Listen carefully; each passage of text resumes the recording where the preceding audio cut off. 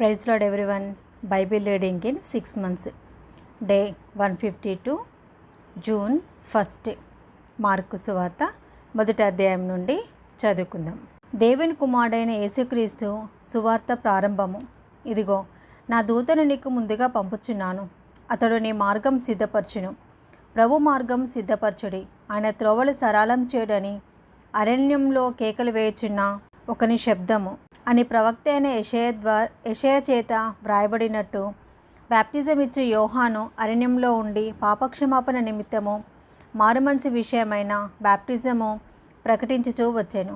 అంతటా యూదయ దేశస్థులందరూ యెరూషలేము వారందరూ బయలుదేరి అతని ఎద్దకు వచ్చి తమ పాపములను ఒప్పుకొనుచు యోర్దాను నదిలో అతని చేత బాప్తిజము పొందుచుండిరి. యోహాను ఒంటె రోమముల వస్త్రమును ముల చుట్టూ తోలుదట్టియు ధరించుకొనివాడు. అడవి తేనెను మిడతలను తినువాడు. మరియు అతడు, నాకంటే శక్తిమంతుడొకడు నా వెనుక వచ్చుచున్నాడు. నేను వంగి ఆయన చెప్పుల వారును విప్పుటకు పాత్రుడను కాను.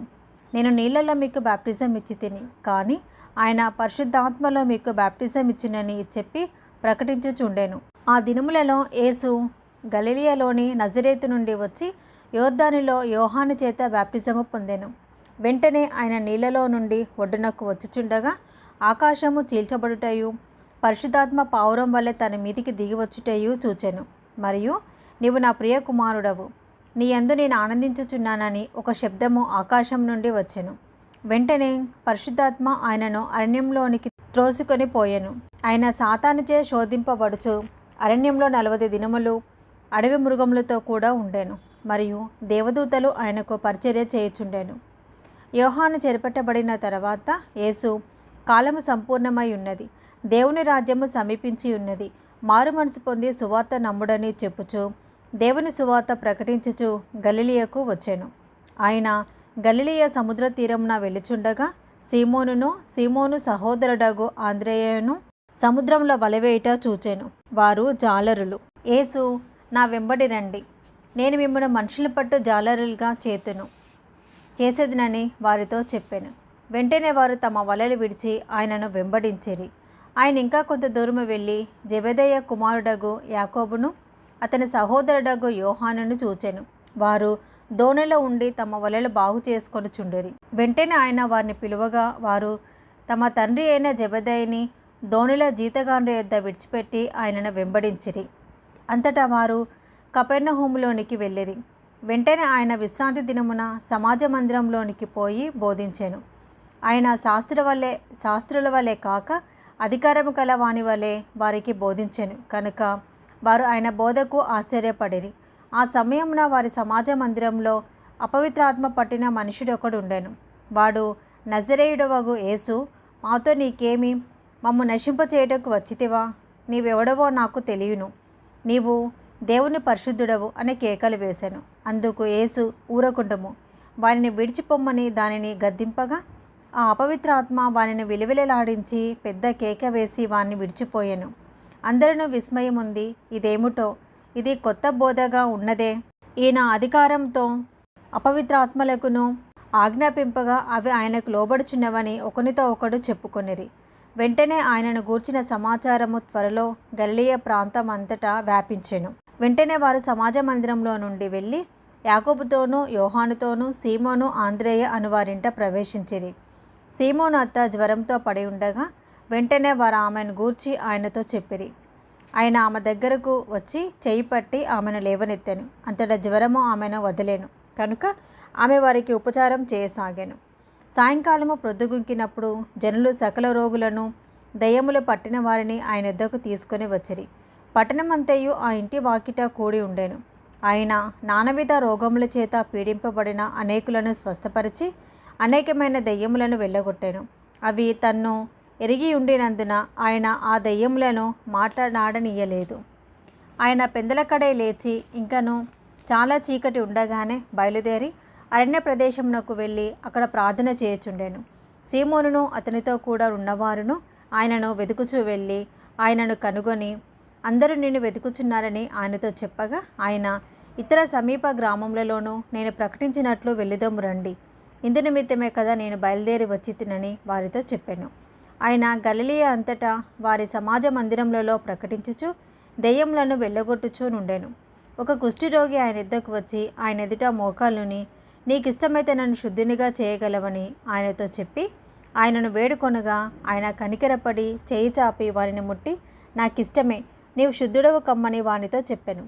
వెంటనే కుష్ఠరోగము వానిని విడిచెను కనుక వారు శుద్ధుడు ఆయను. అప్పుడు ఆయన, ఎవరితోనూ ఏమీ చెప్పకు సుమి, కానీ నీవు వెళ్ళి వానికి సాక్షార్థమై నీ దేహమును యాజకునికి కనబరుచుకొని నీవు శుద్ధుడవైనందున మోషే నియమించిన కానుకలను సమర్పించుమని వానికి ఖండితముగా ఆజ్ఞాపించి వెంటనే వానిని పంపివేశాను. అయితే వాడు వెళ్ళి దానిని గూర్చి విస్తారముగా ప్రకటించుటకును ఆ సంగతి ప్రచురం చేయుటకును ఆరంభించాను. కనుక ఆయన ఇక పట్టణంలో బహిరంగముగా ప్రవేశింపలేక వెలుపల అరణ్య ప్రదేశములలో ఉండెను. నలుదిక్కుల నుండి జనులు ఆయన యొద్దకు వచ్చుచుండరి. మార్కు సువార్త 2వ అధ్యాయము. కొన్ని దినములైన పిమ్మట ఆయన మరలా కపెర్నహూములోనికి వచ్చాను. ఆయన ఇంట ఉన్నాడని వినవచ్చినప్పుడు అనేకులు కూడి వచ్చిరి కనుక వాకిటనైనను వారికి స్థలం లేకపోయాను. ఆయన వారికి వాక్యము బోధించుచుండగా కొందరు పక్షవాయువు గల ఒక మనుషుని నలుగురి చేత మోయించుకొని ఆయన యొద్దకు తీసుకొని వచ్చిరి. చాలామంది కూడి ఉన్నందున వారు ఆయన వద్దకు చేరలేక ఆయన ఉన్న చోటికి పైగా ఇంటి కప్పు విప్పి సందు చేసి పక్షవాయువు గల వానిని పరుపుతోనే దింపిరి. యేసు వారి విశ్వాసం చూచి, కుమారుడా, నీ పాపములు క్షమింపబడి ఉన్నవని పక్షవాయువు గల వానితో చెప్పాను. శాస్త్రులలో కొందరు అక్కడ కూర్చుని ఉండిరి. వారు, ఇతడు ఇట్లెందుకు చెప్పుచున్నాడు? దేవదూషణ చేయుచున్నాడు కదా. దేవుడు ఒక్కడే తప్ప పాపమును క్షమింపగల వాడెవడని తమ హృదయములలో ఆలోచించుకొనిరి. వారు తమలో తాము ఇలాగున ఆలోచించుకొనుట యేసు వెంటనే తన ఆత్మలో తెలుసుకొని, మీరు ఇలాంటి సంగతులు మీ హృదయములలో ఎందుకు ఆలోచించుకొనుచున్నారు? ఈ పక్షవాయువు గల వానితో నీ పాపములు క్షమింపబడి ఉన్నవని చెప్పుట సులభమా? నీవు లేచి నీ పరుపెత్తుకొని నడువుమని చెప్పుట సులభమా? అయితే పాపములు క్షమించుటకు భూమి మీద మనుష్య కుమారునికి అధికారం కలదని మీరు తెలుసుకొనవలెనని వారితో చెప్పి, పక్షవాయువు గల వానిని చూచి, నీవు లేచి నీ పరుపెత్తుకొని ఇంటికి పొమ్మని నీతో చెప్పుచున్నాను అనెను. తక్షణమే వాడు లేచి పరుపెత్తుకొని వారందరి ఎదుట నడిచిపోయాను. కనుక వారందరూ విభ్రాంతి నొంది, మనం ఇలాంటి కార్యములను ఎన్నడూ చూడలేదని చెప్పుకొనుచు దేవుని మహిమపరిచిరి. ఆయన సముద్ర తీరమున మరలా నడిచిపోవచుండెను. జనులందరూ ఆయన యుద్ధకు రాగా ఆయన వారికి బోధించెను. ఆయన మార్గమున వెళ్ళుచు సుంకపు మెట్టునొద్ద కూర్చున్న అల్ఫాయి కుమారుడగు లేవీని చూచి, నన్ను వెంబడించుమని అతనితో చెప్పగా అతడు లేచి ఆయనను వెంబడించెను. అతని ఇంట ఆయన భోజనమునకు కూర్చుండి ఉండగా సుంకరులను పాపులను అనేకులు యేసుతోనూ ఆయన శిష్యులతోనూ కూర్చుండి ఉండిరి. ఇట్టి వారు అనేకులు ఉండిరి. వారు ఆయనను వెంబడించు వారైరి. పరిసయ్యులలోనున్న శాస్త్రులు ఆయన సుంకరులతోనూ పాపులతోనూ భుజించుట చూచి ఆయన సుంకరులతోనూ పాపులతోనూ కలిసి భోజనం చేయుచున్నాడేమని ఆయన శిష్యులను అడగగా, యేసు ఆ మాట విని, రోగులకే గాని ఆరోగ్యం గల వారికి వైద్యుడు అక్కరలేదు. నేను పాపులను పిలువ వచ్చి తిని కానీ నీతిమంతులను పిలువ రాలేదని వారితో చెప్పాను. యోహాను శిష్యులు పరిసయ్యులు ఉపవాసం చేయుట కద్దు.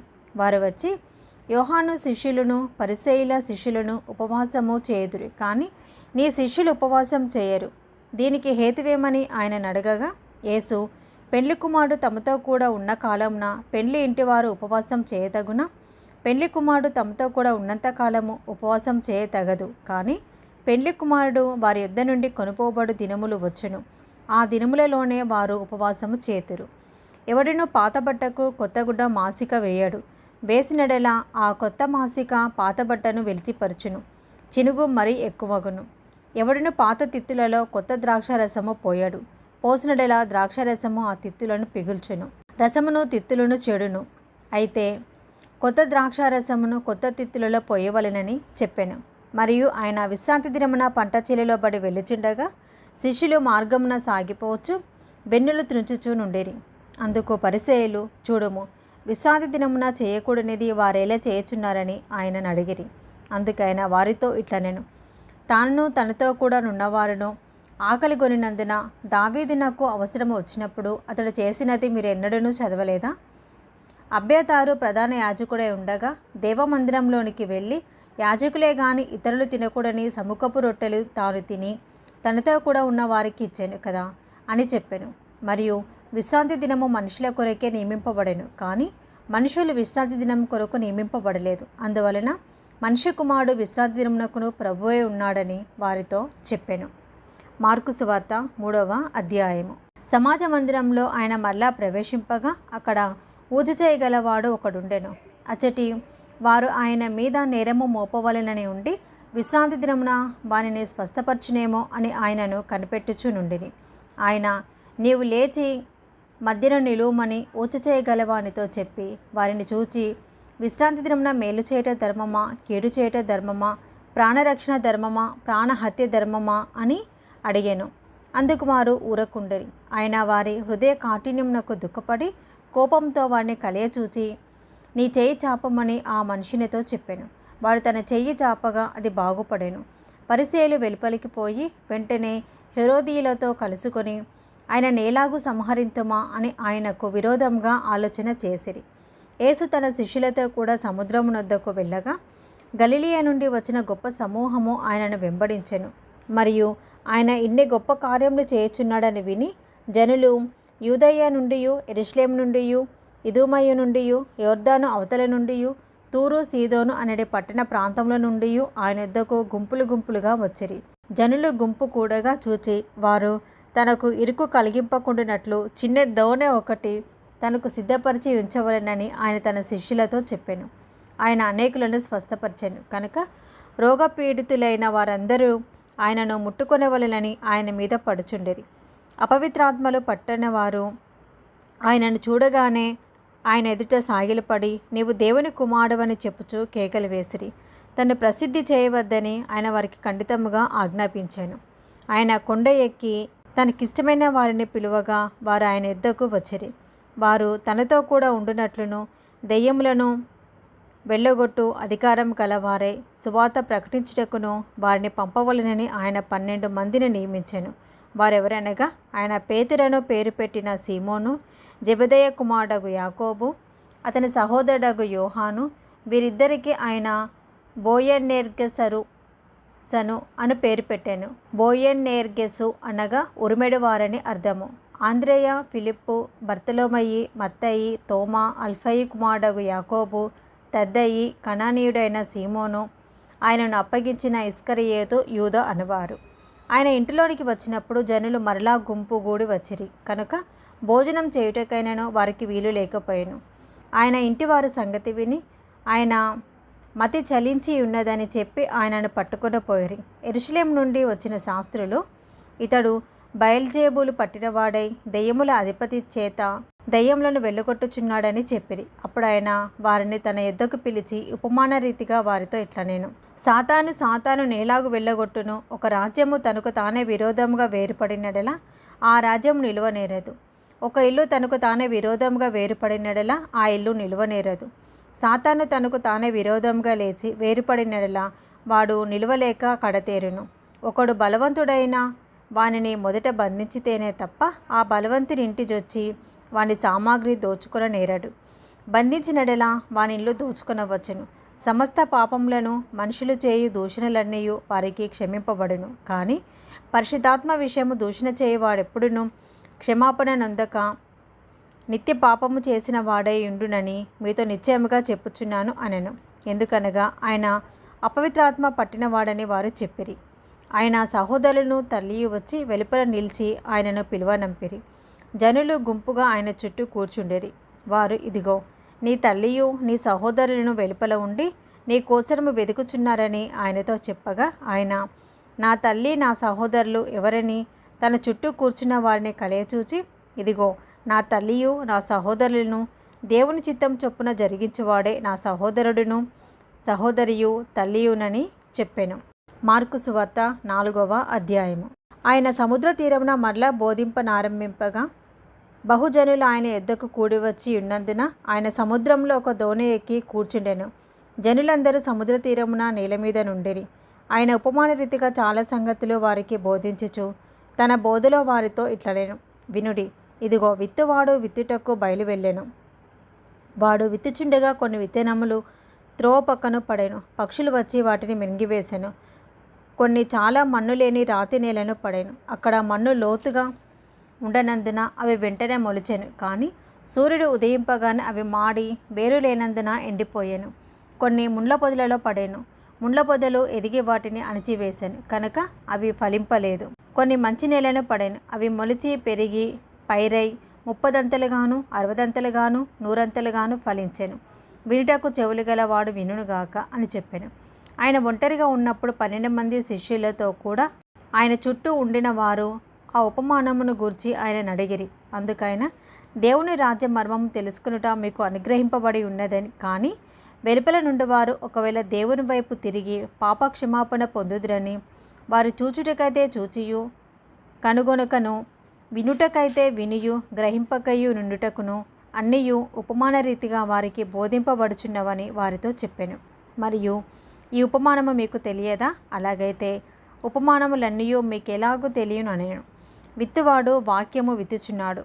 త్రోవ పక్కన నుండి వారెవరనగా వాక్యము వారిలో విత్తబడును. కానీ వారు వినిన వెంటనే సాతాను వచ్చి వారిలో విత్తబడిన వాక్యం ఎత్తుకొని పోవును. అటువలే రాతి నేలను విత్తబడిన వారెవరనగా వాక్యము విని సంతోషముగా అంగీకరించేవారు. అయితే వారిలో వేరు లేనందున కొంతకాలము వారు నిలుతురు. కానీ వాక్యము నిమిత్తము శ్రమ అయినను హింస అయినను కలగగానే వారు అభ్యంతరపడుతురు. ఇతరులు ముండ్ల పొదలలో విత్తబడిన వారు. వీరు వాక్యము విందురు. కానీ ఐహిక విచారములను ధనమోసమును మరి ఇతరమైన ఆక్షేపణలు లోపల చొచ్చి వాక్యమును అణిచివేయుట వలన అది నిష్ఫలమగును. మంచి నేలను విత్తబడిన వారెవరనగా వాక్యము విని దానిని అంగీకరించి 30దంతలుగాను 60దంతలుగాను 100ంతలుగాను ఫలించువారని చెప్పాను. మరియు ఆయన వారితో ఇట్లనెను, దీపము దీపస్తంభము మీద ఉండుటకే కానీ కొంచెము కింద అయినను మంచం కింద అయినను ఉంచబడుటకు తేబడదు కదా.